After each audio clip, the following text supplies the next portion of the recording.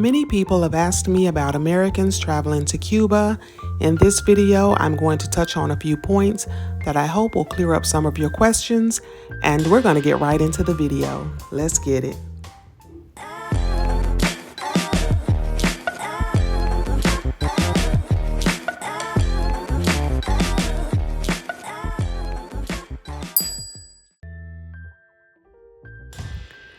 Remember when Jay-Z and Beyonce went to Cuba in 2014?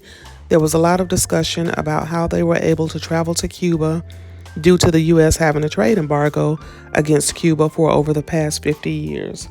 However, in 2012, President Barack Obama eased restrictions on travel to Cuba, so Americans are now able to travel to Cuba with some restrictions, and there are some documents that will be required before you can travel to the island. There are 12 visa categories used to travel to Cuba. The most frequently used category used to travel freely is the visa category support for the Cuban people. Now, what does that mean?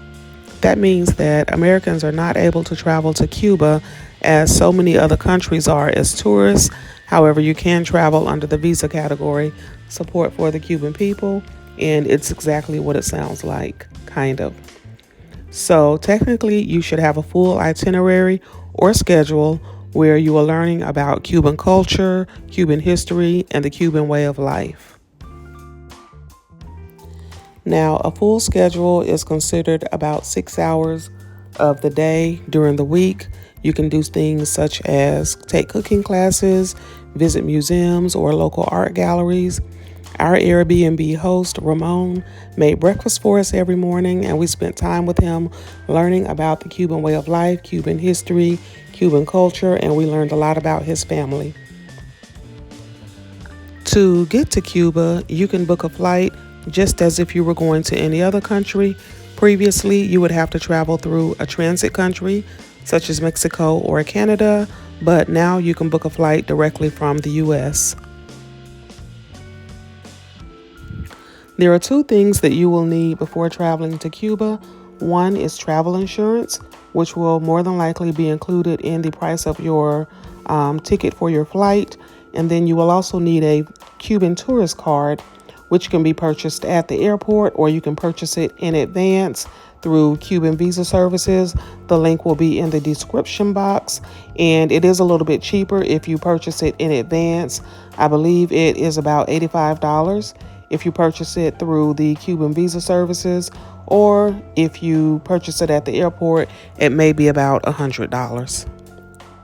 Although the Cuban tourist card is required, you are technically not traveling as a tourist, quote unquote. Again, you are traveling under the visa category support for the Cuban people, and you will more than likely not get a stamp in your U.S. passport. So if you are hoping to tat up your passport with those stamps from different countries, don't count on it in Cuba. Another thing to point out is that you're not able to just book a hotel and stay anywhere you choose. There is a list of restricted hotels on the U.S. Department of State website, and you can stay at any approved hotel, or you can stay at a casa particular, which is similar to staying in an apartment or room hosted by a local, or you can stay in an Airbnb. And the great thing about that is that you are actually staying in the community, so you're able to mix and mingle with the locals, with the local residents, and you're able to shop at their stores.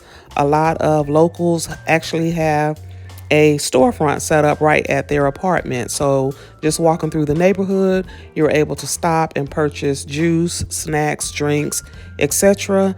And again, many of the activities that you will do can also be booked locally or on Airbnb experiences.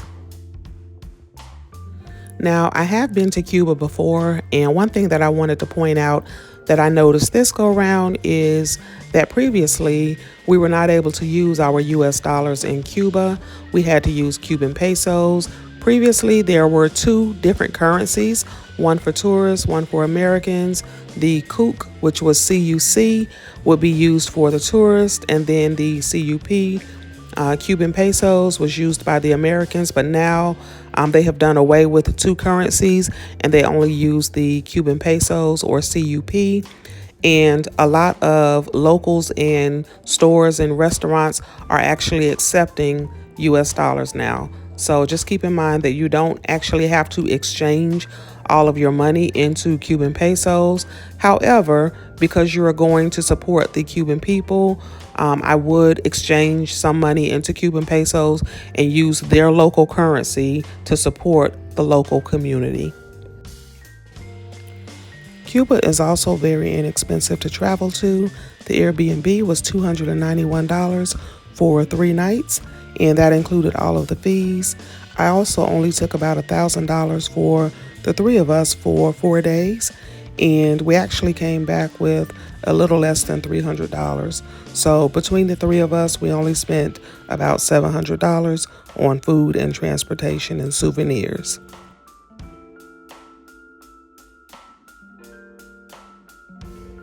When I visited Cuba before, it was pre-pandemic, pre-COVID, and I absolutely loved walking through the streets in the neighborhood, mixing and mingle, and just spending time talking with the locals.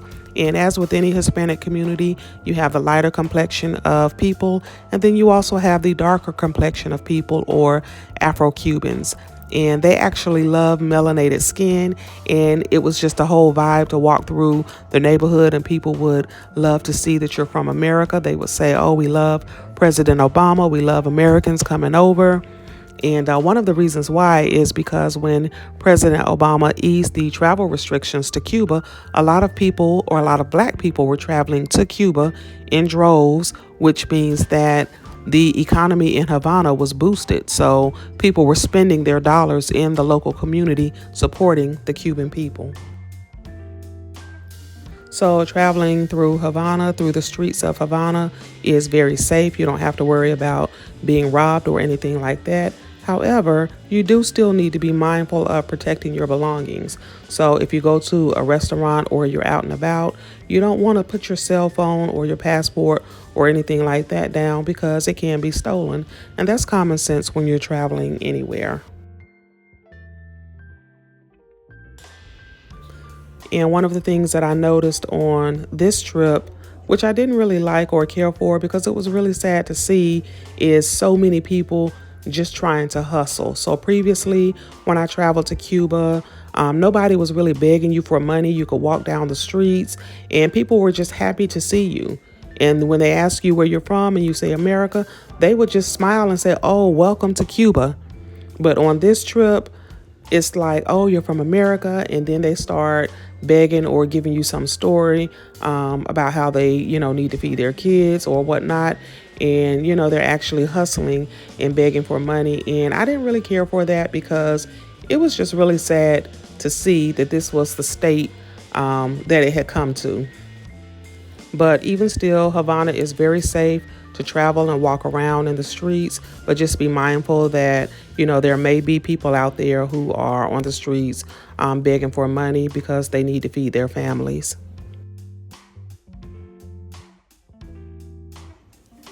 Wi-Fi was also readily available on my previous trip to Cuba. We had to purchase a data card from a local, and then we would walk down to the nearby Wi-Fi park to use the data. However, on this trip, the Airbnb had Wi-Fi available inside of the apartment, and it was about the equivalent of $10 for 8 gigabytes. And one thing I absolutely love about Cuba is that when you fly into Cuba, it's like you're stepping back into time. So not necessarily just because of the vintage cars and the historical look of the buildings, but people are actually mixing and mingling with each other, and everyone's not really standing around on their cell phones, just kind of, preoccupied as we see nowadays in 2023 or more recent years. But yeah, so Wi-Fi is more readily available in many of the public spaces, restaurants, hotels, and in the Airbnbs as well. Havana is very walkable. You can walk to many hotels, restaurants, bars, stores, etc. And one of the things I love about Cuba is that music and dancing is a part of their culture. And so you can go to any of the cabarets or many of the rooftop bars, and they will have live music with the band and people just dancing and enjoying themselves. And I took my family to Hotel Inglaterra because the last time I was there, we went to the rooftop bar and there was a live band and music and dancing, and it was a whole vibe. So I was a bit disappointed this go round to find out that they have not resumed their live band. They're still working on trying to find another band to replace the previous one post COVID, but we still enjoyed ourselves. We took a ride up to the rooftop bar and just had some ice cream and just kind of enjoyed the view of the city from the top of the hotel, and it was still very beautiful. I absolutely love Cuba. It's beautiful. It's rich in history. I love learning about their history and their culture and just mixing and mingling with people and talking with people. Everyone is so very nice and kind. And I would say that if you have a chance to go there, I would definitely encourage you to visit Cuba. I will say that you should do your own research because this video is not all inclusive of everything that may be required or everything that you need to know. And it is also, just based on, my opinion or my perspective and my experience. But if you do have a chance to go to Cuba, I would definitely recommend that you go to this beautiful island. Just make sure that you do your research before you go ahead of time in case there are any changes, and enjoy yourself. I will drop some links to some of the information down in the description box below. And if you can, please like the video, drop a comment if you enjoyed this video, share the video, and also subscribe to the Bonnicks channel. We really appreciate your support.